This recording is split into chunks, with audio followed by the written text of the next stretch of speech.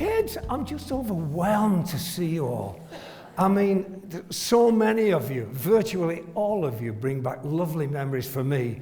In fact, I'm so happy seeing you all. I'm thinking of going home, but it can't get better than this. For this meeting, I blame Kerry Marsh, there, stood in the aisle, because she got me to give a talk on health tips in Blythe Bridge. And do you know, it was such a lovely, lovely experience speaking to some of my old patients and reminiscing on, we really did have the very best years. I believe not only the best years in the history of planet Earth, but with our politicians hell-bent on taking us back to the Dark Ages, probably the best years that will ever happen to any human beings. And I think it's quite right that we do just have a little reminiscence of the great times that we've had together. We are recording this, by the way, and there will be an interruption to put any comments, insults, anything you want later on. So if you have any burning questions, try and hang on till I give you, we'll have a little break halfway through. But be careful what you say, because we're videoing this, and if it turns out okay, we might even put it on YouTube. What do you think? We might. Well, Elliot is the best video man I know. He's a friend of mine, and he's videoing it, so I'm just hoping that turns out okay. Well, we're going to talk about the good times that we've had together, obviously. And the theme for it comes from, I was giving a talk at Paisley Sixth Form, and I'd had a lot of coffee that morning. So I said, the object of this talk is to live your wildest dreams and make your life a masterpiece. And a cheeky little girl in the front said, well, doctor, did you live your wildest dreams and make your life a masterpiece? And I kind of mumbled embarrassedly, and I thought, well, that's a great question. And if I'd gone back to when I was a medical student, and I know you won't believe this, but I was an awful medical student. I was brought up in a little cotton town in a very strict Catholic family, and when I got away to medical school, well, with a grant, or as I refer to it, my beer allowance, I was an awful, feckless medical student, I really was. But in a moment of sobriety, if I'd sobered up and thought about, what are my wildest dreams, they would have gone something like this. First of all, I hoped that I would qualify eventually, and being the awful student I was, that was not a given. And I wanted to be one of those wise doctors, you know, those wise, experienced doctors that immediately they walk into the room, you feel, yeah, those inspirational. And I wanted to be a doctor like that. Beyond that, if I could be good at anything, my dreams would be to be really good at fixing people. And really good at fixing people, not only that, but if ordinary medicine didn't work, I knew a little bit about hypnosis, I'd read a bit about it, and about spinal manipulation, acupuncture. I thought I'd love to be able to do those things as well. And then I thought, well, maybe when I get going, they'll entrust me to teach medical students. Wouldn't that be wonderful? And maybe even teach trainee doctors. What a fantasy that was. Maybe even lecture to other doctors in the area, and a bridge too far, but even nationally, you know? And wildest dreams, lecture internationally. I always wanted to be a radio doctor. I was amazed how fast thinking they were, how they seemed to know everything. Oh, yeah, I'd love to be a radio doctor. I'd love to write a couple of books. Wouldn't that be wonderful? And I hope to get married and find a wife who'd put up with me. My father thought this was particularly unlikely. Having presided over my anarchic adolescence, he thought I was more likely to become Pope than find a woman who could put up with me. and maybe have kids who would grow into wonderful adults and be friends of mine into adulthood. Well, those were my wildest dreams, kids. And I'm here to tell you all today that I did achieve all those wildest dreams. I ticked every single one of those boxes. But I'm not the hero of the piece. I'm the villain of this story, as you'll find out. The heroes are you. You wonderful people who taught me everything that I know, that allowed me to fulfill all my dreams, even lecturing in America, Vietnam, Africa, all over the world. And it was all your inspiration and your patience that allowed me to do this. Well, how did it run? It didn't start. I managed to qualify, finally, and they unleashed me on an unsuspecting public. And I went to do a bit of postgraduate in Canada, spent 3 months in a tent, drinking mainly, and then I came home to finish my medical education. I wasn't very good at obstetrics, so I did 6-month obstetrics. And then we were short of money, so I thought, I know, I'll do a locum in general practice. That's easy. In hospital doctors, you know, they were so up their own jackses, you know. They kind of said that even a first-year medical student could do general practice. So I went in with a light heart to make money. God, kids, I couldn't believe it. Those 3 months were a bloody nightmare. You were expected to know everything about everything. I was called up to accidents, even road traffic accidents, and drowning. And it was always the same situation. There's a scene of chaos, the paramedics would be there, and I'd pull up and they'd say, "Oh, it's okay, the doctor's here." I'm going, "Well, me?" You know. Well, the 3 months as a locum in the Fen country finally came to an end. And I breathed a sigh of relief. And I went, "Whew, thank God that's over." And I made a resolution that I said, whatever I'm going to do in medicine, general practice, no bloody way. And I applied for a job in pathology. So I was staying with my parents in my hometown, a little cotton town near Manchester. I was out boozing every night with my old school friends, signed on the dole. These were very happy times. And then a doctor friend of mine called Peter, a lovely guy. He said, "Bernie, I've come to tell you that there's a job going in my hometown, Tean." And he said, "The doctor, his brother's just died. He's on his own. He's so desperate, he might even consider you."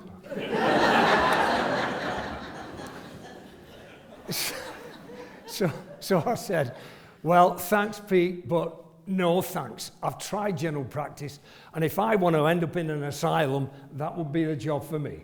No way am I going to do general practice. I'm going to be a pathologist." And I'd written up for this job. As luck would have it, my wife was listening. And she said, "You will take that job." She said, "We've got a 3-month-old baby, and living with your mother is my worst nightmare. I don't want to spend another minute in this house that I have to." So I did a Basil Fawlty, you know. As you know, there's only 2 ways to win an argument with a woman, and neither of them work, so men don't bother. So we came to Tean. And we went on the back garden, and after 4 treble gins, I signed on the dotted line to what seemed to be my worst conceivable nightmare. Because Tean looked even worse than the job in the Fens where I'd done a locum. In those days, we're going 1972 now, your job as a GP was always to put yourself in a position to assess the patient. So if a patient phoned up with a problem, you had to assess them, which normally meant seeing them. So we had free-for-all surgeries. Anybody remember the free-for-all surgeries? If you were in before 10 o'clock, you got seen, eventually. And evenings were appointments only. And then we had all the house calls. And even worse was the on-call. We were on call every second or third night. And, of course, every second or third weekend. And when we did a weekend on call, we did an emergency surgery in Tean and one in Blythe Bridge as well. It was a nightmare. It was an absolute nightmare. I remember one of my first weekends on call. We had to live in Utoxeter, and the senior partner was so desperate to get me there, he fixed me up to rent a room with his daughter on Balance Street, Utoxeter. So I'd done my weekend on call. So you do a Friday, hard day's work, Friday night on call, Saturday on call with a Saturday morning surgery at Tean, emergency surgery at Blythe Bridge, Sunday on call, Monday morning, frantic open surgery. I did the house call, and then I thought, phew, that's over. I went back to Utoxeter, to Balance Street, went round the corner to the Georgian Dragon, 4 pints of double diamond. Anybody remember that? 4 pints of double diamond, and then collapsed into an exhausted sleep. Only to be disturbed a few minutes later by a persistent ringing on the door. I went down in my underpants. You know, I must have looked terrible. I opened the door. He said, "I've come to read the electricity meter."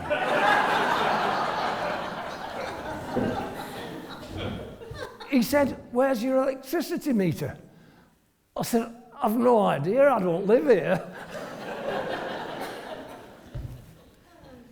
So the house calls, the on-call was terrible. But as I say, the biggest burden of all for me at that time was you people. You people depended on me. You didn't know what a feckless medical student I'd been. You took me to your bosom so quickly, you depended on me. Oh, you can imagine, I had to study. I still remember the early house calls, by the way. I remember one along Hollington Level. There was an old miner, and he wasn't answering the door, so I let myself in. And there's this old miner sitting by the fire. He said, "Come in, will you? Put some coal on that blasted fire. Put some coal on that blasted fire, I'm perishing." I said, "How are you?" "Will you put some coal on that blasted fire? I'm perishing." I said, "How have you been?" He said, "I've not been very well. In fact, I'm expecting the doctor any minute."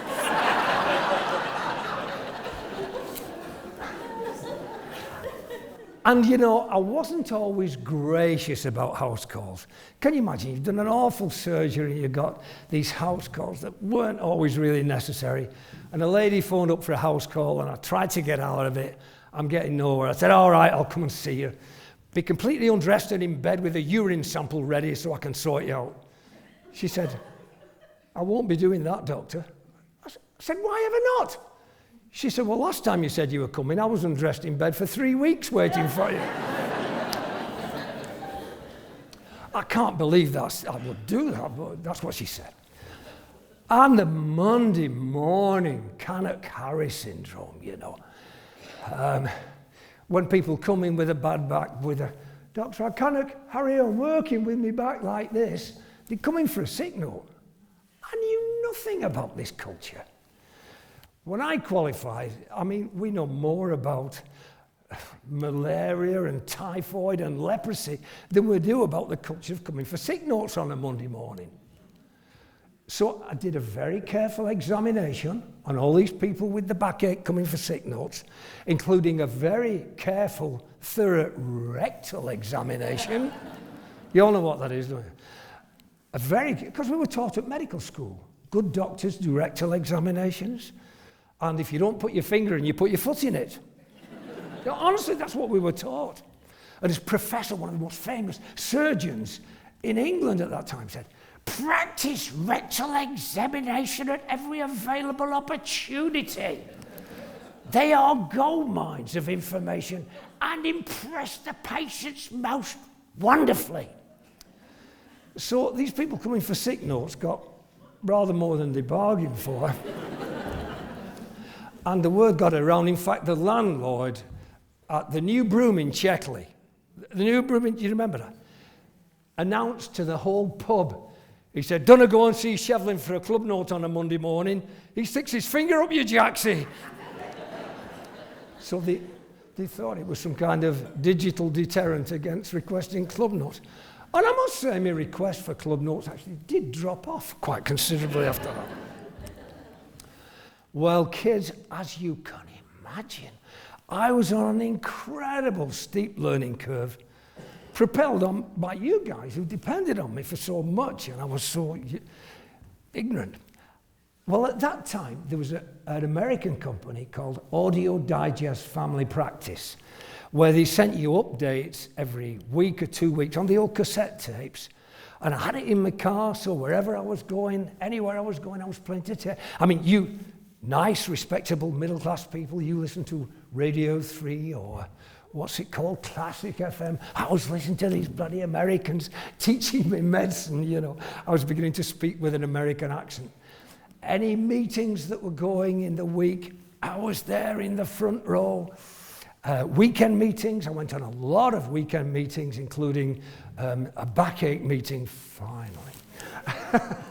I went on a backache meeting, learned some clinical hypnosis, family planning.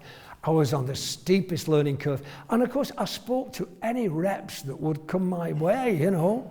I could learn from them. They knew their drugs inside out. I was on, my learning curve was virtually vertical, trying to learn as much as I could to do a decent job for you guys. In fact, my wife saw very little of me at that time. She was thinking of applying for a single-parent family grant, actually. But I was on this steep learning curve. There was another mystery that occurred to me round about that time, that certain patients just got up my nose. Certain people just, oh, geez, not you again, that awful sinking feeling in the pit of the stomach. Well, just at that time, one of these reps who I was seeing, they told me that their company had brought out a new drug. I think it was called Gloomridolene or Grumpy Gone or something like that. And they said that if we put some patients on it to try it out for them, they'd give us a new Rupert book and a ballpoint pen. Well, just then, there was a lady who was really getting up my nose. Every time I saw this poor lady, I'm going, oh, God, not you again. But desperate for me book and me ballpoint pen, I thought, I'll try her on Gloomridolene. And I did. Now, kids, you may not believe this. This is verbatim correct. This lady came back 3 weeks later, transformed. This was a different human being. I couldn't believe what was before me. I said, how lovely to see you. Sincerely. As the door closed behind her, I thought, Eureka! I have stumbled across the pharmacological treatment for people who are pissing me off.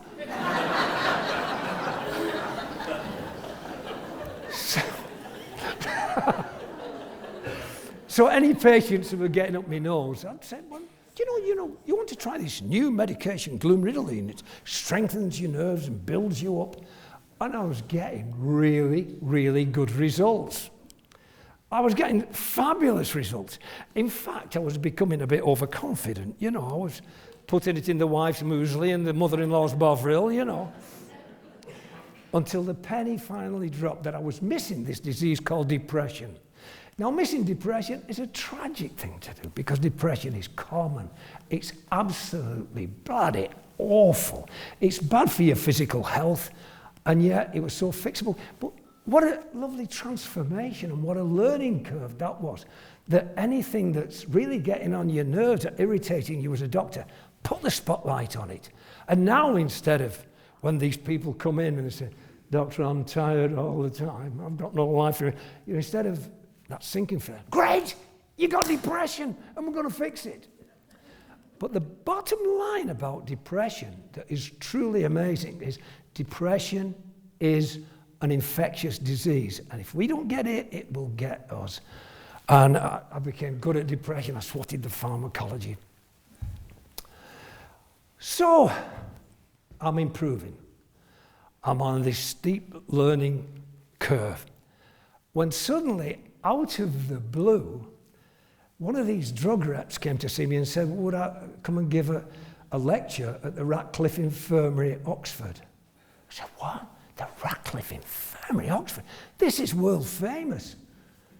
You know, I'd only been in practice 2 or 3 years when this happened. I was still on Uttoxeter Road, if you remember.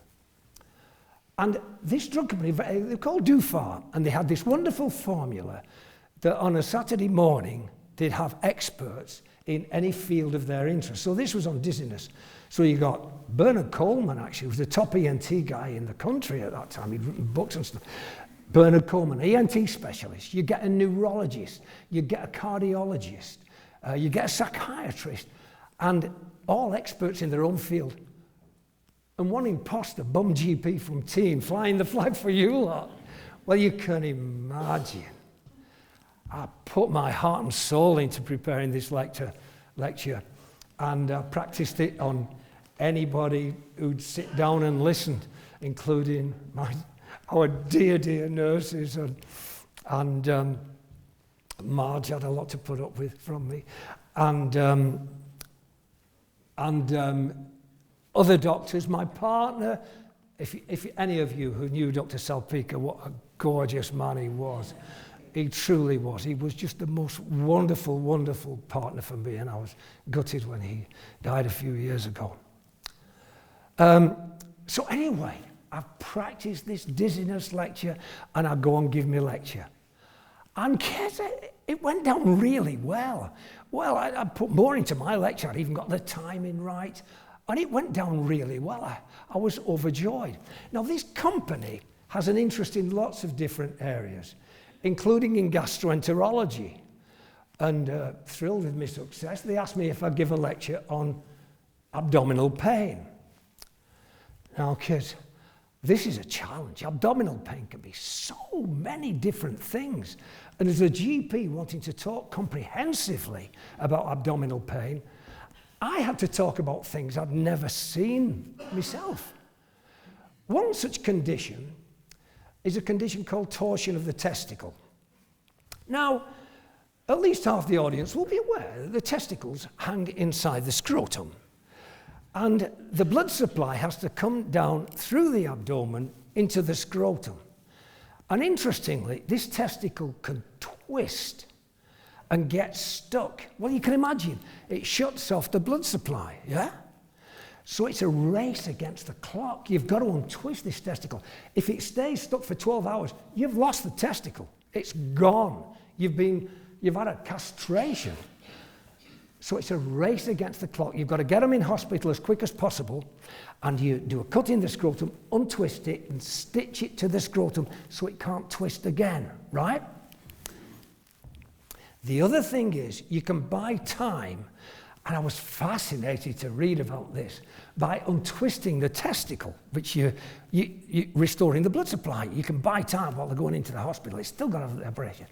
You face the boy in the begging bowl position, how appropriate, and you twist it that way. So I talked about this in my lecture, you know, and I said, so doctors, your hands too can save testicles. But I'd never seen a case of torsion of the testicle. Then one night, 2 o'clock in the morning, will you come and see my son? He's got a very painful testicle. Oh God, 2 o'clock in the morning. So I got up, put my pajamas on, under my overcoat. Then they know they've got me out of bed.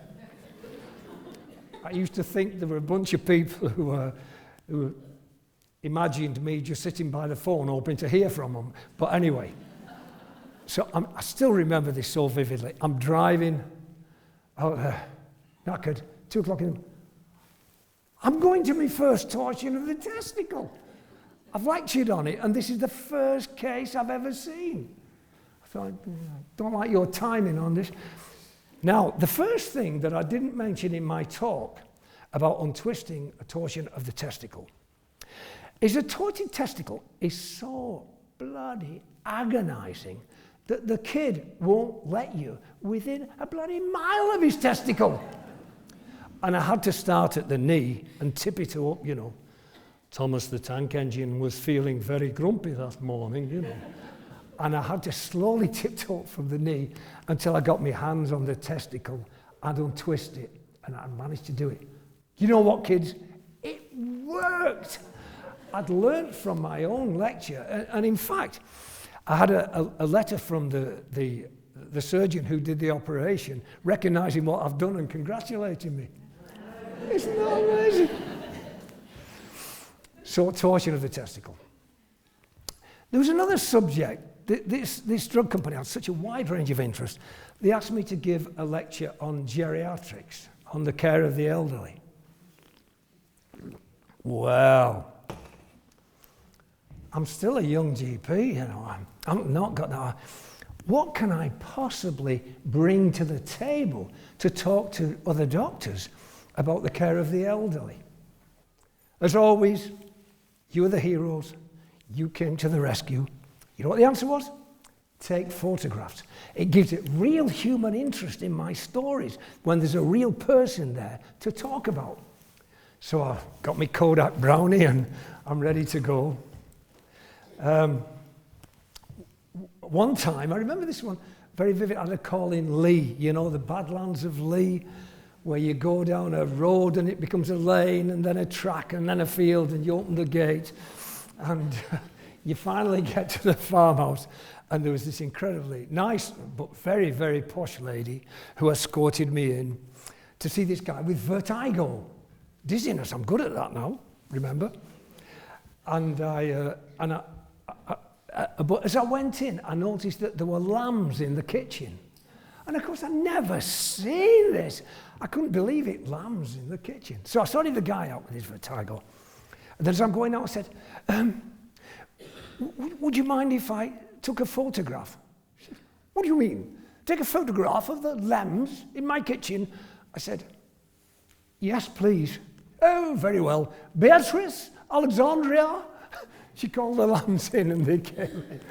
You know, I've still got a picture, it's beautiful. And once the district nurse asked me to go and call and see this old guy she was a bit worried about. I never disagree with our district nurses or any of our nurses. They're a font of wisdom. So I went to see this guy. As soon as I undressed him, I thought, oh my God, this is wonderful. So much to see. The guy was swelled up, he was a funny colour, there were lumps all over. So I did a careful examination and got a plan together on what we're going to do. And then I said, do you mind if I take a photograph? So I took a photograph of him. And he was talking to the district nurse a few days later. And the way she told it was this. He said, that Dr. Shevlin's been to see me. He said, oh yes, I asked him to. He gave me a right good going over. So I'm still doing rectal examinations, I guess. He said, he took a photograph of me. He said, oh yes, he does that for his lectures sometime. He said, it's all right, is it? He's not into that pornography, is he?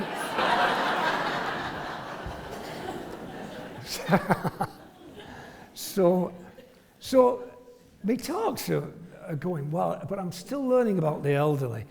Because it's so easy to be despondent in the care of the elderly for so many reasons. As one colleague once said, if they're not deaf, they don't listen. If they listen, they don't understand. And if they do understand, they forget. And then you've got all the pathologies. It's rare that you get an old person with only one thing wrong with them. Loads of them. And they're on such a complicated regimes of medications that the patient definitely doesn't understand. And often the doctor doesn't understand because they're so complicated with interactions. By the way, kids, I must share this with you. Often I've had a patient with funny symptoms I couldn't make much sense of. And we go through all the medications and see which ones we can get stop, you know. And we say, oh, try stopping that. And they're cured. And the patients are so grateful. They're so grateful because I've stopped poisoning them with my... It's crazy. But kids, increasingly in this day and age, you've got to take control of your medications and understand what you're on. I've had insane conversations with people who just don't know why they're taking medication. Say, what are you taking Prozac for? Or the doctor said, yeah, what's it for? I don't know. Well, it's for depression. Oh, is it? Well, is it working? No. You have these insane conversations. And let me tell you the worst one of all. It's high blood pressure. Hypertension. Hypertension is the worst because you've been waiting to see your doctor, you couldn't get an appointment for a few weeks, you're a bit like that about it, you're a bit nervous, and of course you're delayed, and you're busting for a pee, and you can't miss the light flashing for the next you when you're in.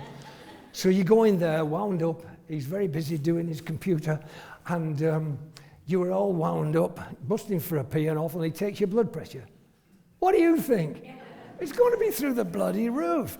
I mean, you've got to have your own, if you've got blood pressure, you've got to have your own blood pressure machine. And you've got to do it regularly at home. You want an idea of the target figures, what the drugs are for, the likely side effects, and you are in control. And I beg of you, be in control. Now, I really do have a hang-up about this. I'm sorry I'm going to do a rant, but when it comes to medications, and the use of medications. Sorry, there's something else I should tell you about the elderly. I was on call one bank holiday Monday. I'm in a bad mood, I'm paranoid. I've done the weekend on call, I'm grumpy, and I've been called out, and it's a bit of a silly house call. And he's a very old guy, and I'm sorting him out. Then I noticed his date of birth. Now, at that time, I'd been reading a little bit about the First World War and various things that happened and how good the German snipers were. And I noticed his date of birth, and I said, were you in the First World War? He said, oh, yes. And, you know, I'm in a bad mood, arrogant, wondering, what were you then in the First World War? An ice cream man or something? I said, did you have any experience of the German snipers? Oh, yes, he said, oh, yes. He said, a German sniper nearly killed me. He said, it went through my tunic in front, and it took a hole out of me tunic. And I know it was a proper sniper because it killed my best mate who was standing next to me. I said, what? And I'd heard about the Somme. I said, do you know anything about the Somme? Oh, yes. I was there in the Somme. You were in the Somme?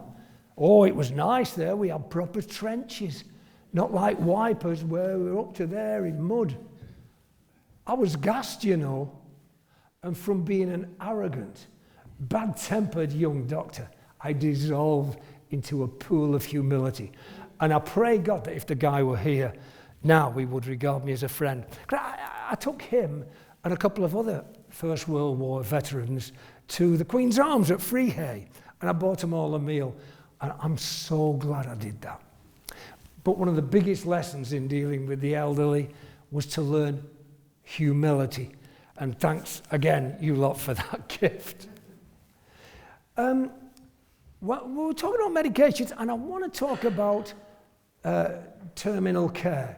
Just occasionally, I hope it hasn't happened to anybody in this room, you hear somebody say, when somebody's dying, they say, you shouldn't let an animal suffer like that. I wouldn't let my dog suffer. And yet the principles of terminal care are so beautiful and simple. This is a bit of a rant, but I do want to share this with you. There are only 5 simple rules. That's all you got to know. Rule number 1, you relieve the pain 24 hours a day, 7 days a week, 365 days, well, it won't last. And we got wonderful drugs for that. They're mainly opioids, morphine, dimorph, heroin. There's methadone, oxycodone, fentanyl. We got so many different ones that if one doesn't suit you, well, you just jump to another one. If you can't take it by mouth, you can have it by liquid, or you can have it by injection or patch. There's so many ways. There's no excuse now for having old people, for having terminally ill people dying in pain. Rule number 2, constipation. Opioids cause constipation. They're not moving, they're still in bed, they're not eating the daily Weetabix or whatever, and constipation is a beast. It's a beast in the terminally ill. It can cause urinary retention. It can cause spurious diarrhea, edema of the ankles, chronic intestinal obstruction, so they don't feel like eating, obviously. Obviously, they get anorexia from that. And even confusional and irrational behavior. Dogma. The hand that writes the prescription for the painkiller must also write the prescription for the bowel medicine. Rule number 3, steroids. Many of you, I spoke to somebody who got polymyalgia rheumatica. Steroids are a miracle drug for taking away the inflammation and getting the dose right. Steroids are just wonderful for saving lives in asthma and acute when your body has inflammation that isn't helping. Big dose of steroids. Steroids also improve your sense of well-being, improve your appetite, you feel better, and they take away loads and loads of pains. Now, the contraindications to steroids are all longer term. Well, in the terminally ill, there is no longer term. You needn't worry about those. So the third question is, why isn't this patient on steroids? Rule number 4, and the same rule applies. All the psychotropic medications, all those medications that make you feel better, the contraindications are all longer term. And when you've no longer term to worry about, there's no excuse for not prescribing sleeping pills freely. What can be more awful than waking up in the early hours of the morning facing your own mortality? Sleeping pills, benzodiazepines, Valium, and all those. Of course these people are anxious very often, and you can use these drugs freely, and of course depression can punctuate a terminal illness like anywhere else. So psychotropic drugs, free. Excuse me going on about that, but I do feel very strong. And the other thing is communication. Not only with the dying person, but the family and the friends are also suffering. And if ever you need to be at your best in trying to communicate with people, that is the time. Yeah, excuse me going on about that. But can we ever be good enough at communication? And I've always been trying to push the boat out and try and be a better communicator to my patients. Oh, by the way, I must mention this. On my website, I've got some great handouts on a lot. I say they're great because I rewrote the bloody thing so many times. If they weren't good, you know, so my website is worth a bit. So communication, especially communication with children. I feel so, you know, children, they break your heart, don't they?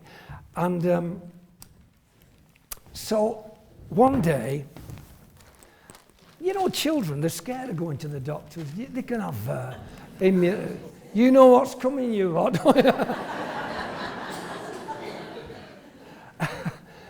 Children, they're scared of going to the doctors. They know that they can have needles and unpleasant procedures. And I was thinking, what can I do to make it better for them?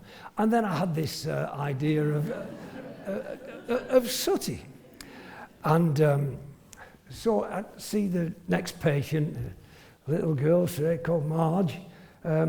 She's never seen me before. She might be nervous. So I go into the waiting room with Sooty. I said, anybody know a little girl called Marge? Anybody know a little girl called Marge? Where is she? Are you the famous Marge? How'd you like to come and meet my puppets? They all want to meet you. Wouldn't that be nice? Follow me. Follow me.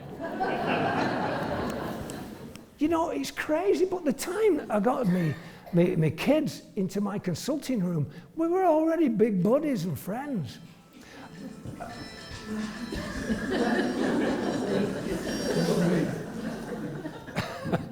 It's not for me, is it?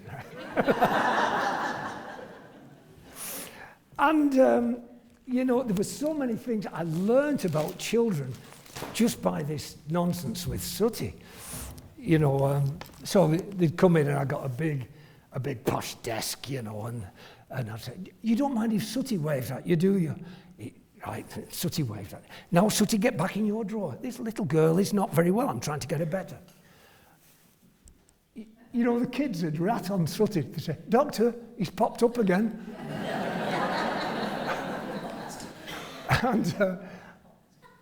And once when I was in Tesco's, and I remember it was Tesco's, this little boy came up to me and said, Doctor, have you got Sooty with you?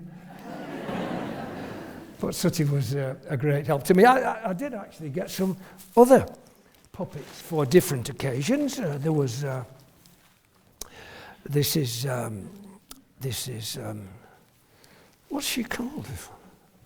Ursula? Ursula, you know, if they wanted a bit of a change. And sometimes they could laugh, you know, and do you know one of the nicest things anybody said to me? This guy said, my mother used to hate bringing me to see you with your puppets. She said, because they started laughing and enjoying themselves, and the doctor wouldn't believe me that they'd been ill. And then, of course, there's Rambo, the psycho killer bunny. One of my favourite puppets for the tough children. For the tough children, that's Rambo. That's Rambo, the psycho killer bunny for the tough children. So I did build up a real nice reputation for being good with children, which seemed to me a total cheat, as I didn't really deserve it. So communication is a big thing. Okay, so the story so far, I'm only 10 years in, 10 to 12 years into general practice, and from being my worst possible nightmare, I know I've arrived working with just fabulous people who I love, who I get on with. I'm learning so much and leading the most wonderful life already, and I know that this is where I belong. Right, we'll take a break now for any comments or questions you may have, or if you want to go for a pee, or you want to remind me about how I untwisted your testicle or something. but do bear in mind, if you're saying anything rude, that this might go on video. Anybody want to say anything?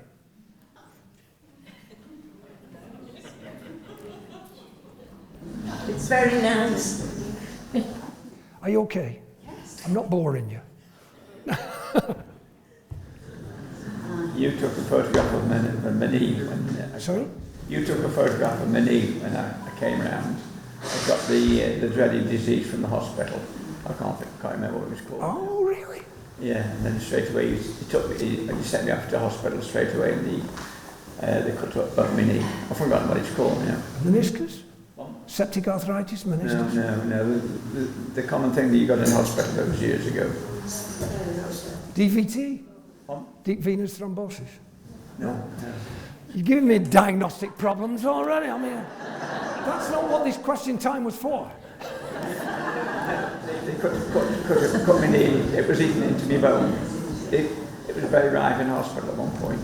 Not MRSA? MRSA, yes. Thanks. Do you want to come here and do my Right. Right. Well, if there's no questions, I'll carry on. I hope I'm not... You've got no other... It gets a bit silly now.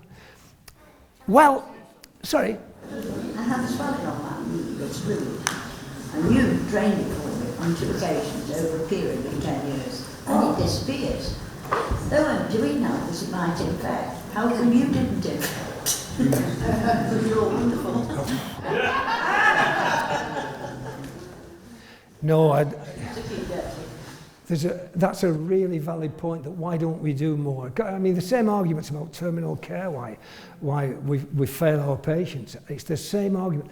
We'll maybe deal with that afterwards, please, because I've got real strong views on that. Any other comments, or shall we move on to get to the silly bits? Yes, sir. I remember going to see you one day, and you got your hand weights on the floor, and then you picked them up and pushed them up like this, and said, you handed them to me. I said, oh, I'm not as strong as you. And then you asked further questions. Good God. Thank you so much for that memory. Yeah, I wasn't always this old, you know. Okay. Yes, sir. Do you still advocate hypnosis in medical arenas? You did say from a wife losing weight, which was quite successful. Oh, thanks for that. Hypnosis. Oh, God, you know, that's another lecture of itself. I mean, I started off doing hypnosis. Funnily enough, when I started, we didn't have Dougie Mack and all the support facilities And really, your GP, who you knew and trusted, was it for your terminal care. And what else can you bring to the table? And I've been on a couple of hypnosis courses, and I use hypnosis. I remember there was a 14-year-old boy who was dying, and a lady with breast cancer was dying, and I think it was a comfort to them. And I was doing okay with hypnosis, and then I met a hero of mine, a professor of surgery and psychiatry from New Orleans. And then I started using hypnosis a lot more. I personally believe that every emergency department should have hypnosis facilities. It's not desperately hard to learn, but it relieves pain and fractures. It reduces the inflammation in burns. It's a wonderful tool to have as an extra, not instead of, but as well as everything else. And if what you're doing isn't working, try something else. Yeah, thanks for mentioning hypnosis. I've had some fabulous and interesting and occasionally embarrassing experiences with hypnosis, but that might be for another day. Thanks so much for that question. Yes? I remember coming to you with chronic tennis elbow years and years ago. Yeah. And I had the most horrendous injection, and I've never felt a tennis elbow since. See? The miracle of steroids again, Of course, you were an exceptional patient and a brilliant athlete, by the way, that lady. Yes? I had tennis elbow as well, and you gave me an injection, and if David hadn't been holding me, I think I would have eaten either you or him. So it was agony. But 3 days later, and I haven't had it since. Are you glad you had the injection now? Apart from being able to slag me off for about hurting. No, but steroid injections are just wonderful. But and they're not used as much as they used to be, and certainly not as much as they should be, because doctors are running scared. But that's another. Right, if there's no more questions, we'll move on. Are we okay for time? Right. So then, we're back, 1984. You remember George Orwell, 1984? George Orwell, that mindless optimist, as it seems now, at 2024. But 1984 was a really big year for me. That was the year I first became a radio doctor. And I've done radio doctoring I started at Signal and went to Radio Stoke until they stopped inviting me. It may have been because I was too fulsome about the problem of flatulence with demonstrations, or yeah, that's a good. Or it may be because I was politically incorrect, talking about some things wrong with the NHS. The interviewer kept saying allegedly, you know. So that was one thing. Then two other things happened that year. I was invited to join a rock band. And I had to learn the bass guitar to join the rock band. And the first practice, unfortunately, coincided with the birth of my third child, Henry. And I know, ladies, you'll never forgive me, but I made the wrong decision. And I went to the rock band rehearsal. If it's any consolation, I've suffered for it since. I've been reminded very, very frequently about that. But I did join the rock band. But I've got three, by the way, I have three glorious children. They fulfill my wildest fantasies. If you met any single one of my kids, I would really go up enormously in your estimation. They're just fabulous people.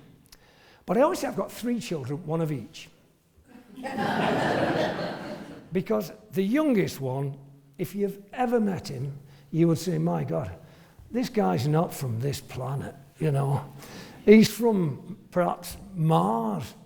But people who know him really well, really, really well, think he's from somewhere much further away than Mars. And now, of course, he's professor at Cambridge. He's a genius. He was always a terrible boy, a terrible behaviour, just wild. He went to see Father Christmas at the age of 4, and he told Father Christmas what he wanted. He said, Father Christmas, can I ask you another question, please? Father Christmas says, yes, little boy. He said, can I have your job when you're dead? You did. You did. And of course, I'm on call, Dr. Shevlin speaking. Don't say you're Dr. Shevlin, say you're Henry's dad.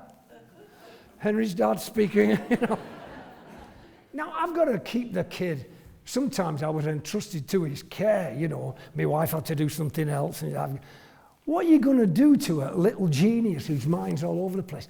So I invented these stories, and they had obvious what they had to be about. He had to be in the stories for his interest. And I invented this little elephant, this pet elephant that lived in a tree. And in the morning, the little elephant fell to the ground, became a full-size elephant, and Henry strapped the roller skates on the feet of the elephant, got on his back, and went off having these amazing adventures. Now, just then, my eldest son, if you've ever met him, he's wonderful. He said, "Dad, these are quite fun, write them down." So I had a primitive typewriter and I typed up some of these stories. Then one day a lady brought a seven-year-old daughter to see me. She said, "Oh, doctor, you've got to help." I said, "What's up?" She said, "Since the neighbour died, she's having panic attacks and nightmares. She won't let me out of her sight." I said, "What can I do? I'm only a bum GP."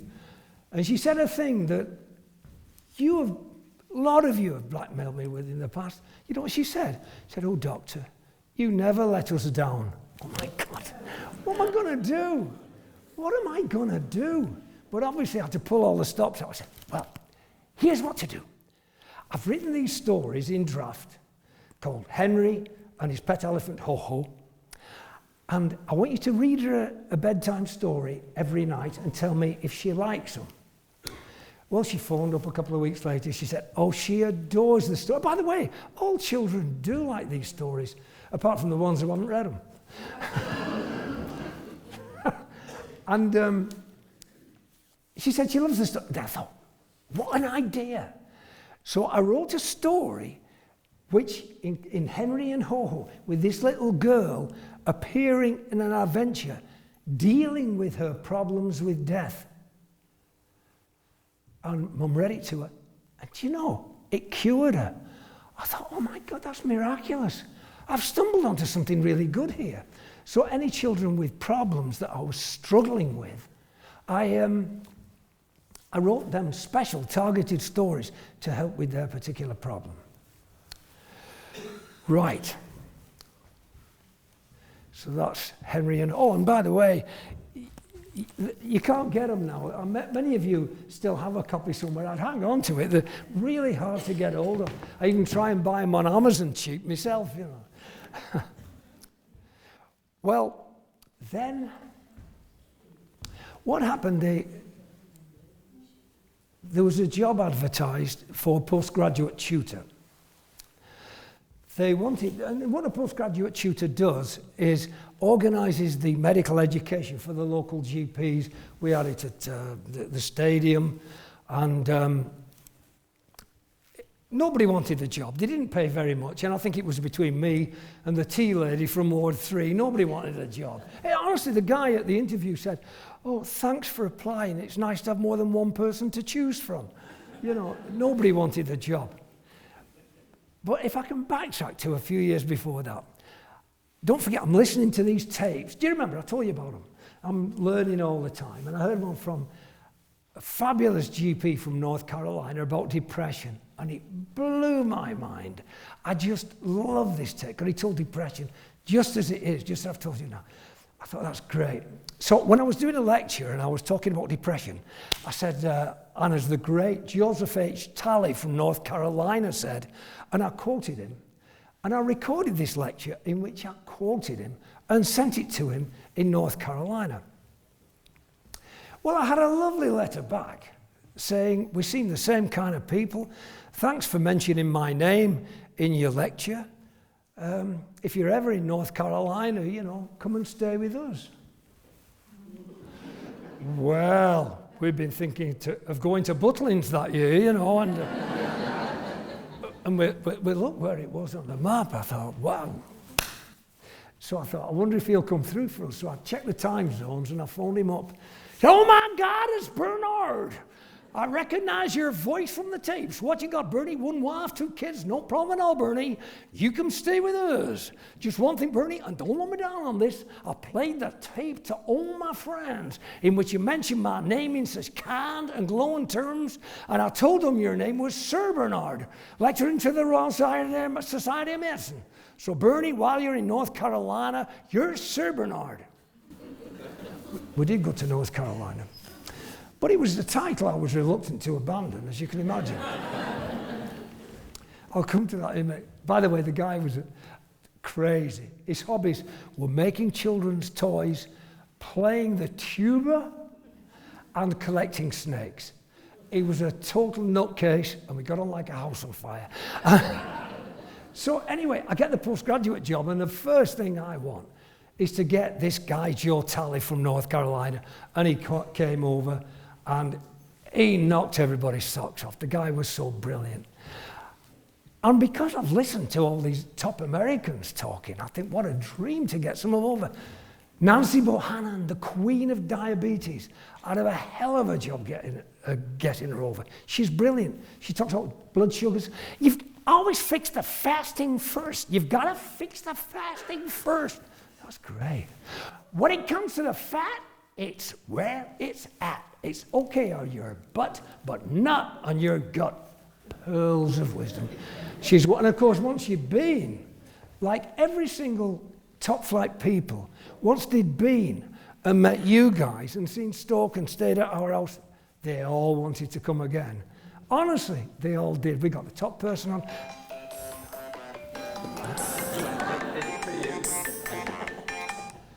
Sorry, I'm mid-lecture. I'm just showing off.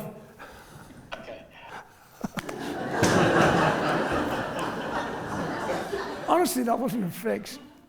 So I'm getting the best speakers in the world coming to Stoke-on-Trent. One American looked at the people who were on our program and said, oh my God, in America, they travel for miles, hundreds of miles to see these speakers, and you've got them in Stoke-on-Trent. Well, I mean, I had to use my persuasion, you know, Sir Bernard, perhaps. Stately Stoke-on-Trent-upon-Sea, quaint alternative Shakespearean birthplace. But you know, once they'd been, they always wanted to go. They were experts on all kinds of different subjects.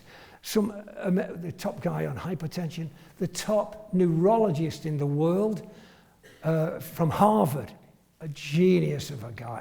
I loved the guy. He became my friend, and I was absolutely gutted when he died last year. In fact, they asked him to write a book on neurology, you know, for GPs. So, well, if I'm writing with a GP, I better have a GP to write with. He said, who do you want? You can have anybody in the world. Well, there's only Bernard, Sir Bernard, who I know. Because he stayed at our house, and I wrote a book on neurology with the top guy in the world. Sheer serendipity. It's crazy. It's crazy. So that's him. There was Professor Joel Posner, professor of geriatrics in Philadelphia. He swears these stories too. True, he said, oh, Bernie, I was making love with my wife, and I suddenly got a crushing chest pain while I'm making love with my wife. She said, Joel, what's the problem, Joel? He said, honey, I think I'm having a coronary thrombosis. She said, oh, thank God. I thought you were thinking of another woman.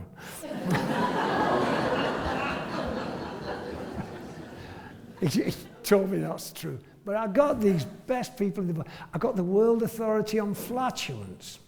Do you want to know a bit more about flatulence? The thing... No demonstrations, please. Got in trouble for that on the radio. Well, this guy, he does everything deadpan. He said, well, as the World Authority on Flatulence, I get two kinds of people with flatulence. I get the belchers and I get the farters. Well, the belchers come to me and they go burp, burp, burp. Doctor, I can't stop burping. I get so frustrated with these people. It's just trapped air under the diaphragm. And sometimes in frustration, I just burp right back at them. Now, I gotta tell you, I don't use this technique with the farters. And he went through all the gases in a fart, you know, oxygen, nitrogen, hydrogen, methane, carbon dioxide. And none of these gas, this is word perfect, by the way. I recorded it and I've practiced it. This is word perfect, exactly what he said, deadpan. He said, well, then we decide to investigate the aroma of the fart. Well, one of the problems, if you're a serious scientist trying to detect the aroma of the fart, is there's only one instrument on the planet Earth which will detect the aroma of the fart, and that is the human nose. So we had to divide our subjects into the sniffers and the farters. Now, I gotta tell you, we had to pay our sniffers a lot more than we paid our farters. I've still got the tape somewhere. But there were loads of top people came. Don't forget, I'm still working away, busy in my surgery. And one day, I remember this word perfect as if it were yesterday, and I'll remember it until the day I die. I had an awful bloody surgery. One of my partners was away. They were on 7-minute appointments. And right in the middle was the most miserable, depressing bugger on my list. I thought, I can't face this lot, not with that guy in the middle. I'd rather be in Beirut than face this lot. What can I do? I thought, I know what I'll do. I know what I'll do. When he comes in, I'll have Sooty up. I thought, what have I got to lose? It's going to be miserable anyway. So I flash next, please, and I hear this miserable old bugger coming in, you know. And I don't look up, I don't give the game away. I pretend to be doing something else. I'm doing something, I pretend to. And then eventually I look up, oh, it's you. I'm terribly sorry. I was expecting a little girl. Sooty, get back in your drawer. You're not supposed to be here with grown-ups. You know what he said? Do you know what he said? This miserable old bugger. He said, but I like Sooty.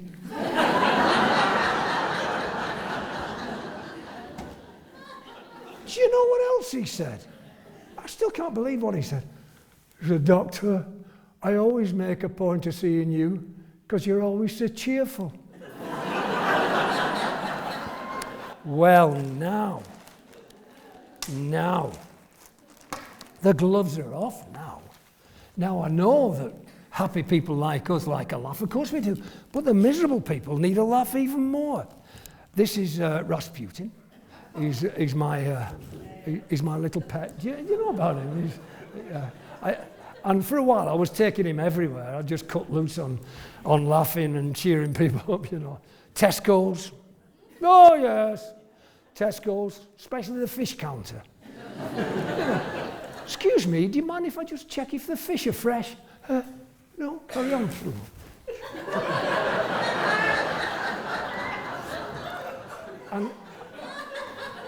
And Body Shop. You know, they can be a bit pious in Body Shop. And I said, are you sure there's been no animal testing on any of your products? He said, of course there hasn't been any animal testing on any of it. I said, do you mind if I just check? No, carry on. And on the aeroplane, you can have fun. On the aeroplane, yeah, you know, when they come around checking your seatbelts and you pretend to be looking out the window, you know. Yeah, I've had some good fun there. And I was giving some lectures in Zimbabwe, and we had to go through the checkout, you know. You got to go through security. And I'm playing, there's some kids around, and we're having a bit of a laugh with. He said, no, sir, you can't bring animals on the aeroplane. I said, no, look. He said, no, sir, no live animals on the aeroplane. It's strictly forbidden. You can't. I said, okay, no live animals on the aeroplane. Okay. Bye, old friend. There you go.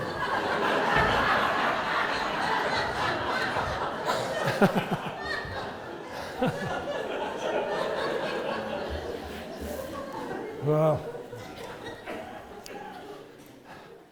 so by now I've become a born-again laughterian. I just try and, you know, laughing and fun and the humour is a joy that binds us all. So then I heard about a professor of psychiatry in Kentucky, and he looked after people who were terminally ill, and he was so struck that when people were terminally ill, the ones who kept laughing, the people who kept their sense of humour did so much better. He was so impressed with this that it made it his life work to study laughter. He studied with Jerry Lewis. Do you remember Jerry Lewis? He became Jerry Lewis's big buddy, studying the stand-up comics to improve his ability to make patients laugh. And eventually said, oh, for God's sake, go and start doing stand-up comedy yourself. So this guy was half the time professor of psychiatry and half the time doing stand-up comedy. Can you imagine how desperate I was to meet this guy? And of course I phoned him up and he came over and we quickly became real big buddies. We had a great time together. Can I tell you the first joke he told me? Would you like to hear that? This is the first joke. My wife's banned me from telling this joke because she's a very regular churchgoer, so please, none of you rat on me. Is that agreed? Please nod your heads or I can't tell it. So this is the joke that Professor Clifford Coon told me. It's Jesus' 33rd birthday, and he's having a bit of a party, you know, like you do on your 33rd birthday night. Cake with 33 candles on it, you know. I said, Peter, thanks for nice golf clubs. Thank you, you know, they're having a bit of a diesel, having a great party. And suddenly, the flash of lightning and thunder in the sky, and the face of God the Father, no less, appears. And Jesus said, hello, Dad, have you come to wish me happy birthday? Which you would. And God the Father, a bit stern, you know, he said, yes, I have, Jesus, but I've come to remind you that this is your 33rd year. He said, I know that, Dad, look, birthday cake, 33 candles, everything. He said, yes, but to fulfill the prophecies this 33rd year, you must undergo a terrible death. So Jesus said, oh, thanks, Dad, I'd forgotten about that. He says, what's the choice of this terrible death? He said, well, you can either be crucified or stung to death by killer bees. He said, stung to death by killer bees? That doesn't sound very dignified for the Messiah. I'll take the crucifixion. So as we all know, Jesus did take the crucifixion. And as we all do when we go to pray, we commemorate the crucifixion by making the sign of the cross in honor of the crucifixion. Instead of...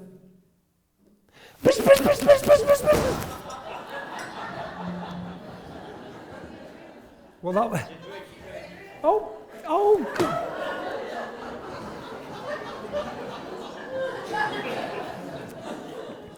You're distracting me, you see. You're distracting me. Well, he came over and we got on like a house on fire.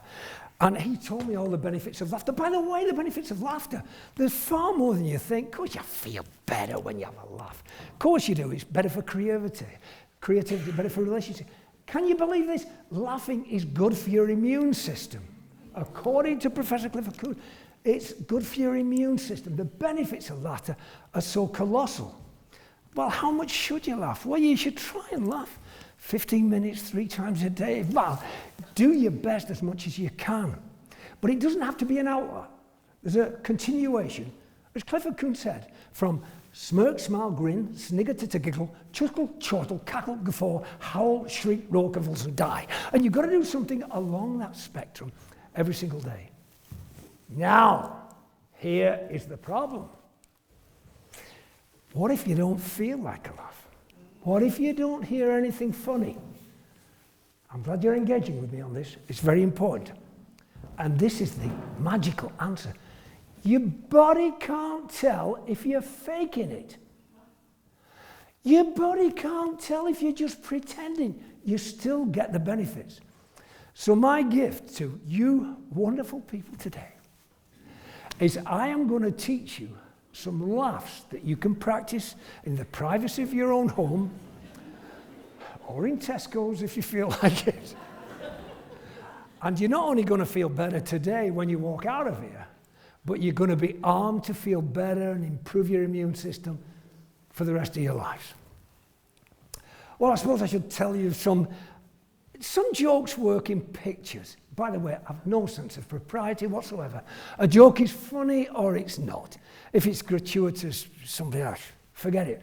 But if a joke is funny, it gets past all my safeguards. So I'm going to tell you a visual joke. Visual jokes work in pictures. There's these two ladies looking over the balcony, and one says to the other, "Oh, will you look at that?" She says, "Oh, what is it?" "Oh, it's my husband coming round the corner with a big bunch of flowers." "Oh, that's lovely. That is so romantic." She said, "Lovely? Romantic, you call it? I will be expected to lie stark naked all night with my legs akimbo, drenched in sweat, making animal noises." She said, "Ooh, haven't you got a vase?"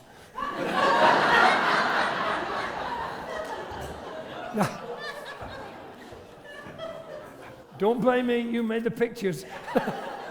But that's an example of a visual joke. Visual comedians, and I had a special request from somebody about Ken Dodd. I just adored the late Ken Dodd. He exuded the happiness that we all believe in. And he's so quick, wasn't he? Wasn't he one? Did you know, what a lovely day for doing something daft, like giving a lecture to a room full of people who are all waiting for orthopedic surgery.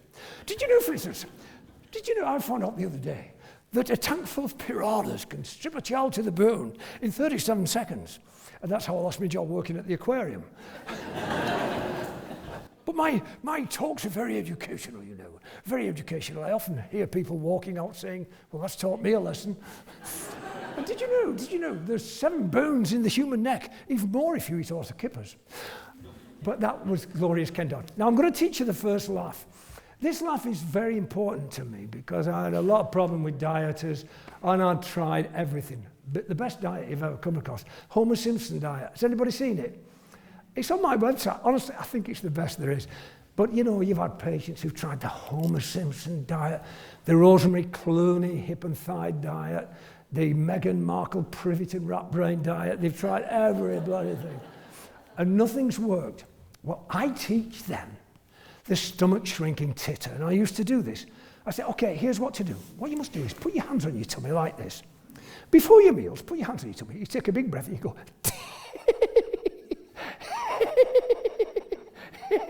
and if you do that for about 45 seconds before your meal, you'll lose weight. And I think it worked quite well because they never came back. Well, now, as part of this gift to you, I want us all to do the stomach shrinking titter. Now, it's really easy. The only people who are excused are people with incontinence, obviously. Otherwise, I expect you all to join in because then you will feel the benefits of laughter. Right, so what we do, put your hands on your tummy now. Come on, I know where you all live if you don't do it. Take a big breath in after 3. 1, 2, 3.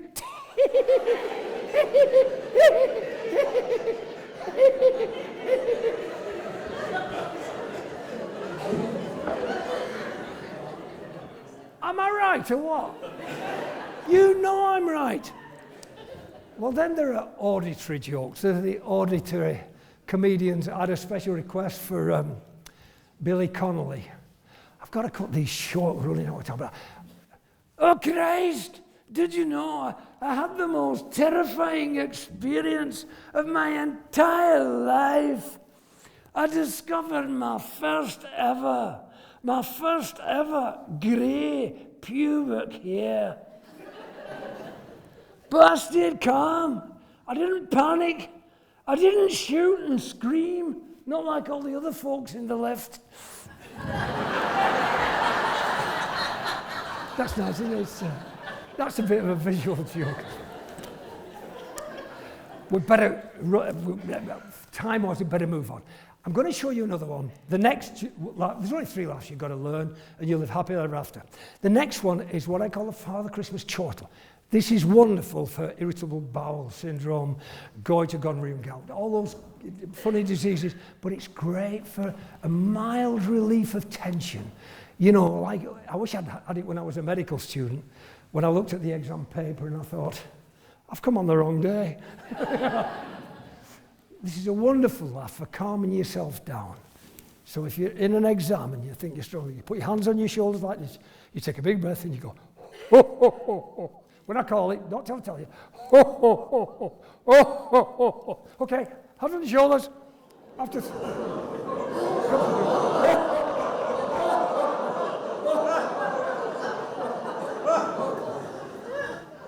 don't you feel better? It's ridiculous, isn't it? And the third one are the kinesthetics. Again, anybody know Jethro? You've heard of Jethro? I love this one of Jethro. Oh, we had a family get-together at my house in Cornwall.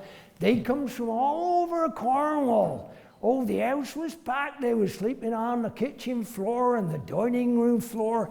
And I had to share a double bed with my old granddad in the attic.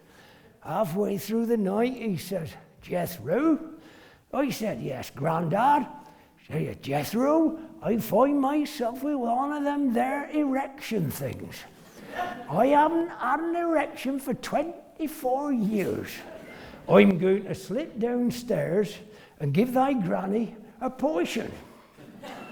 I said, well, Grandad, I'll have to come with you. He says, why is that, Jethro? He said, it's my penis you've got hold of.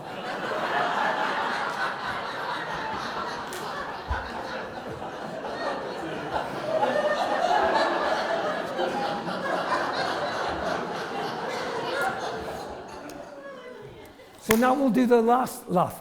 Now this one is brilliant if you're ever in dire trouble. I think it's good even if you feel COVID coming on, you know, this one. It's wonderful for your breathing, your bronchial tubes, by Jove, and it's good for relieving major stresses. Okay, and this is what you do. I'll demonstrate it. It's called a finger cocking cackle. You cock your finger like this. You take the biggest breath you can, and it's an explosive laugh. It goes like this.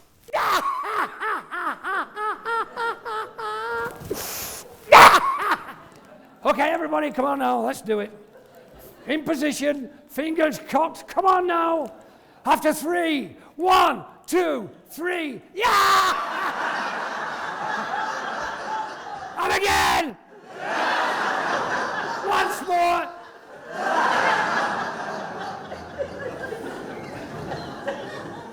That is music to my ears. Kids, we're coming to the end now. Let me summarize what we've done so far. First of all, thank you all for helping me live my dreams. We know that depression is an infectious disease, happiness is an infectious disease, and your first duty to everyone that loves and cares about you is what? To be happy yourself, because happiness spreads. And when you're trying to agonize over what makes you happy, I'll tell you one thing that makes you happy, surefire number one, for all of us, and that's making other people happy. That happiness is that wonderful bit. Now, there's just a tag end to this that I've got to share with you.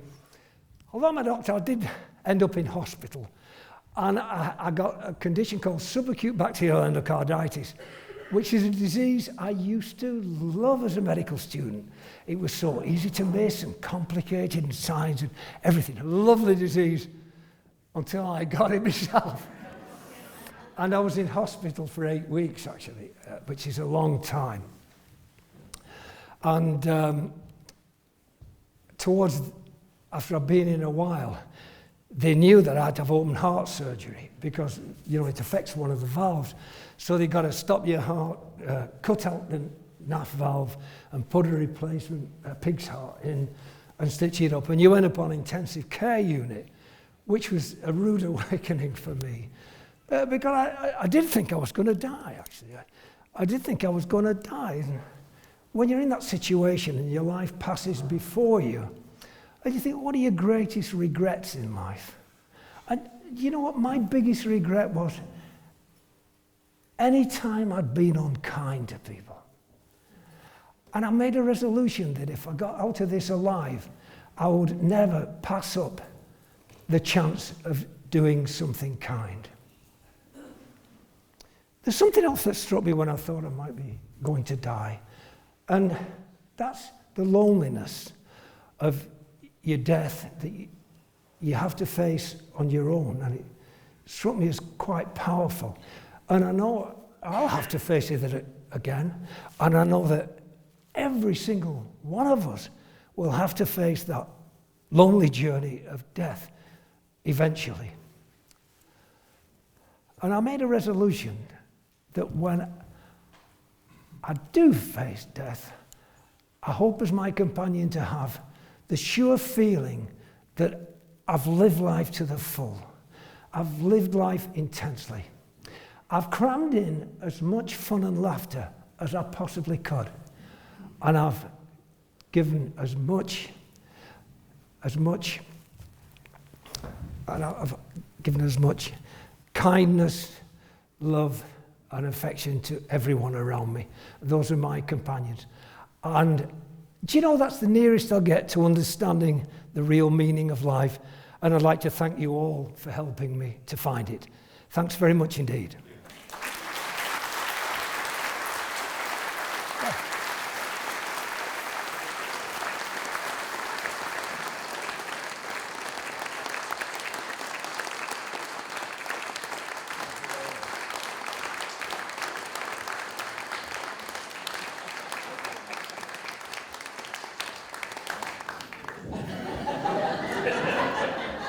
What do we do now?